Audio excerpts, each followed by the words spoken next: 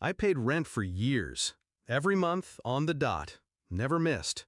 I kept that apartment spotless, kept the bills paid, kept my head down. Then she brought him in. Her brother, her bully brother, and his entire family. Like it was a favor, like it was mine to swallow. They moved in without a word. Boxes, voices, laughter that tasted like poison. She stood there one evening, eyes sharp, voice colder than the November wind. "From now on," she said, "you pay double the bills, or get out." I nodded, packed a bag, walked out the door without looking back. "I've found my own place," I told her. Not a question, not a plea. But that was only the start. The silence between us grew thick, heavy like a fog. I kept my distance. She called me a few times, pleading, angry, mocking. But what unsettled me wasn't her voice. It was the way her eyes flickered when she spoke, the way she avoided certain topics, the way her phone lit up at odd hours, quickly silenced when I walked into the room. I told myself it was paranoia, but my gut twisted into knots. Something wasn't right. Late one night, I caught a glimpse of a message, a name I didn't recognize. Not a friend, not a colleague. Someone else. I remembered the years I paid rent, the nights I came home to empty rooms and excuses, the times I brushed off a gut feeling, the times I told myself I was the fool. Was I? I started small, quiet. I checked the bills, everything doubled, but the meter readings stayed flat. The house was empty half the time.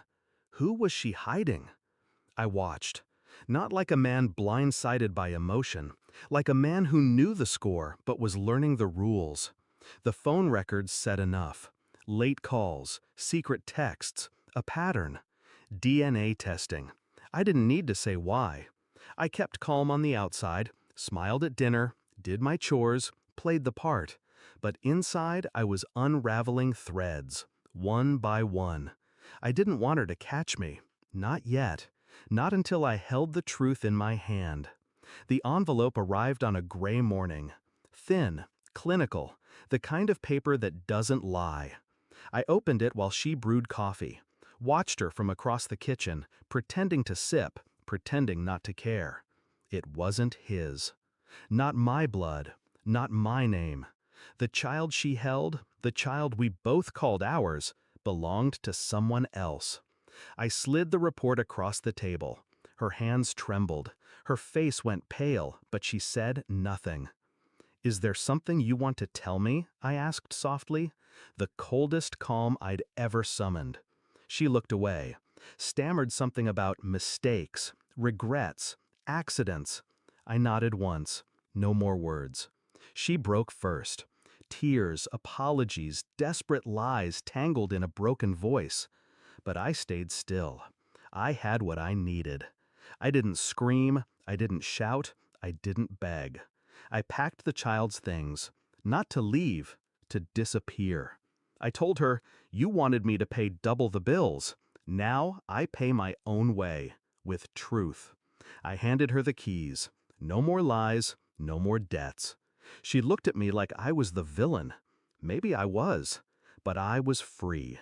I left the apartment, the house, the entire life she'd stitched around me. No fury, no begging. Just a quiet, cold resolution. She lost control. I found my own.